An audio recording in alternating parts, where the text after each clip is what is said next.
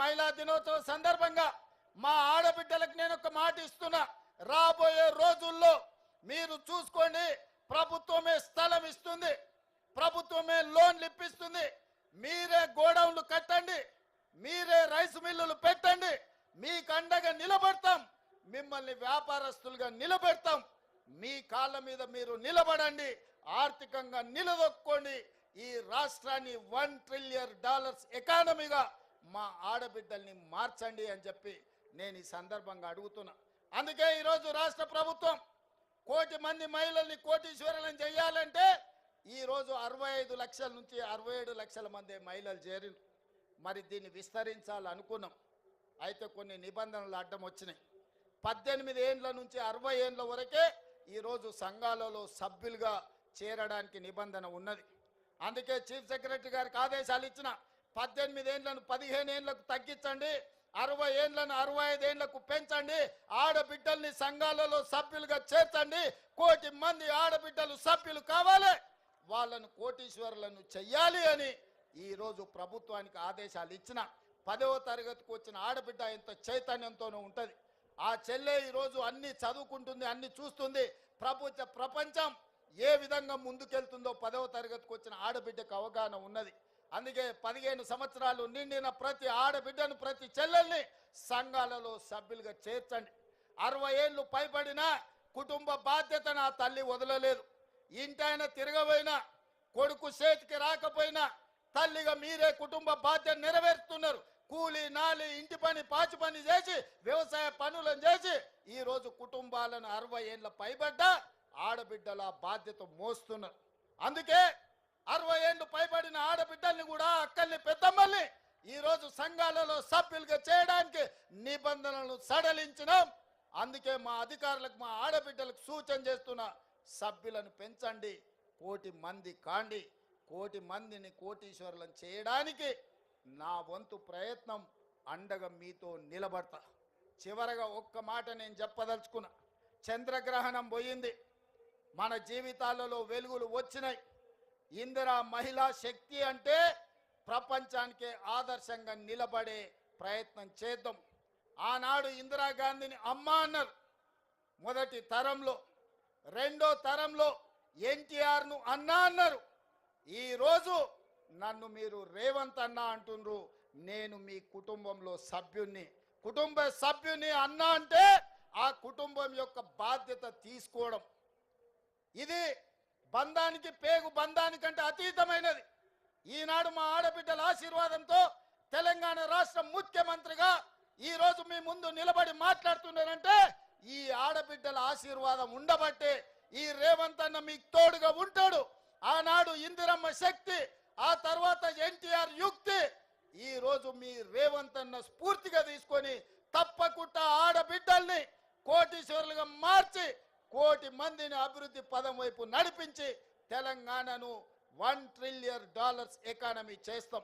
ఇదే కాదు, hitech city పక్కన మీరు చేసే ఉత్పత్తి, హైటెక్ సిటీ పక్కన విప్రో, ఇన్ఫోసిస్ లాంటి దిగ్గజాలైన కంపెనీలు, కార్పొరేట్ కంపెనీలతో పోటీ పడే విధంగా వందల కోట్ల రూపాయల భూమి శిల్పారామం పక్కన 150 షాప్స్ తోని మీకు అందించడం జరిగింది.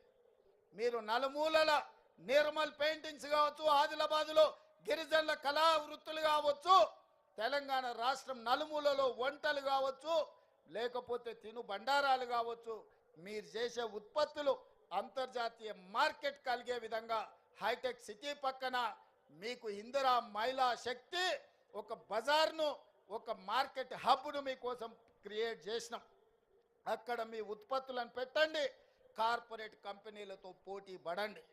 100% అన్ని రకాలుగా మేము అండగా ఉంటాం. రాబోయే రోజుల్లో మీరు ఉత్పత్తి చేసే, అమ్మే వస్తువులకు ఏవైనా పన్నులు ఉంటే ఆ పన్నులను కూడా మా బట్టి విక్రమార్క గారితో మాట్లాడి ఆ పన్నుల నుంచి కూడా మీకు మినహాయింపుని ఇవ్వడానికి, కుల వృత్తులు, చేతి వృత్తులతో మీరు చేసే ఉత్పత్తులను ప్రతి రూపాయి మీకు వచ్చే విధంగా మీరు మెటీరియల్ కొనుక్కోవాలి అంటే ఆ మెటీరియల్కి అవసరమైన లోన్లను కూడా మా బట్టి విక్రమార్క గారితో మీకు ఇప్పించి బైబ్యాక్ గ్యారంటీ ఇచ్చే విధంగా ఈరోజు తీర్చిదిద్దుతాం. అదే విధంగా రెసిడెన్షియల్ స్కూల్స్ రెసిడెన్షియల్ కాలేజీలో ఆడబిడ్డలు చదువుకుంటున్నారు, వాళ్ళకి ప్రోటీన్ ఫుడ్ లేదు.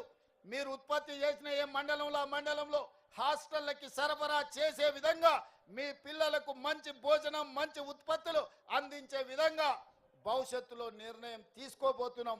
వాటి మీద కూడా చీఫ్ సెక్రటరీ గారికి సూచన చేస్తున్నా, అదే విధంగా సెట్ సిఓ గారికి సూచన చేస్తున్నా. మీరు సమీక్షించి మీరు విధానం తయారు చేసి నా దగ్గరికి తీసుకురండి, వాటన్నిటికి కూడా అనుమతిస్తా. మరి ఈరోజు ఇంత ఆలస్యమైన ఇంత చీకటైన మారుమూల ప్రాంతాల నుంచి వచ్చిన మా ఆడబిడ్డలు ఇంత ఓపికగా కూర్చొని ఈ ఆలోచనలు పంచుకొని సంఘాలను ముందుకు తీసుకెళ్ళండి, సమావేశాలు పెట్టండి, మీ స్వేచ్ఛను ఉపయోగించుకోండి, మీరు స్వయం సాధారికతను సాధించండి, ఈ తెలంగాణ రాష్ట్రాన్ని అభివృద్ధి పదం వైపు నడిపించండి. అన్ని రకాలుగా మీకు అండగా ఉండే బాధ్యత నాది. ఇవాళ బీఆర్ఎస్ వాళ్ళు ఏడుస్తున్నారు. శ్రీశైలం లెఫ్ట్ బ్యాంక్ టన్నెల్ కూలితే జనాలు చచ్చిపోతే వాళ్ళు సంతోషంతో డ్యాన్స్ చేస్తున్నారు. ఏనైనా రోడ్డు మీద యాక్సిడెంట్ జరిగి ఎవరైనా చచ్చిపోతే వాళ్ళు సంతోషపడుతున్నారు. ఏనైనా పంట ఎండిపోతే వాళ్ళు సంతోషపడి గంతులు వేస్తున్నారు. ఇంత పైశాచిక ఆనందం ఎక్కడ నన్ను ఉంటుందా? ఏందయ్యా వాళ్ళ ఆలోచన? టన్నెల్ కూలితే రేవంత్ రెడ్డిని తిట్టొచ్చు, రోడ్డు మీద ప్రమాదం అయితే రేవంత్ రెడ్డిని తిట్టొచ్చు, కాళేశ్వరం కూలిపోతే రేవంత్ రెడ్డిని తిట్టొచ్చు, ఎండకు పంటలు ఎండిపోతే రేవంత్ రెడ్డిని తిట్టొచ్చు. నన్ను తిట్టడం కోసం మీ పైశాచిక ఆనందం మంచిదా అని బీఆర్ఎస్ వాళ్ళు నేను అడుగుతున్నా. 10 ఏళ్ళు ఏల్తిరి దోసుకుంటురి, 10 నెలలు కూడా కాలేదు, అప్పుడే ఈ ఏడుపులు పెడబొబ్బలేంది? ప్రజలు చచ్చిపోతుంటే బాధతో ప్రభుత్వానికి అండగా నిలబడాలి. ప్రజలకు ఏదైనా కష్టం వచ్చినప్పుడు మనందరం కలిసికట్టుగా ఆదుకోవడానికి ఆలోచన చేయాలి. ప్రజా సమస్యల్ని 10 ఏళ్ల పరిపాలన అనుభవం ఉన్న మీరు మాకు సూచన చేయాలి. ఈరోజు నీళ్ళ సమస్య వచ్చినా, కరెంటు సమస్య వచ్చినా, ప్రాజెక్టుల ప్రమాదం వచ్చినా మీ అనుభవాన్ని ఉపయోగించి ప్రభుత్వానికి సూచన చేయాలి తప్ప మీ పైశాచిక ఆనందం తెలంగాణ రాష్ట్రానికి మంచిది కాదు. పైశాచిక ఆనందం పొందినోడు ఎవడు బాగుపడ్డోడు ఎప్పుడు చరిత్రలో చూడలే. పురాణాల నుంచి నిన్న మొన్నటి ఎన్నికల వరకు ఈ పైశాచిక ఆనందం ఉన్నోళ్ళు బాగుపడ్డది సంగతే లేదు. అందుకే మీ ఏడుపు ఆపండి, అభివృద్ధిలో భాగస్వాములు కాండి. ఈరోజు జరుగుతున్న కులగణనలో మీ పేర్లు నమోదు చేసుకోండి.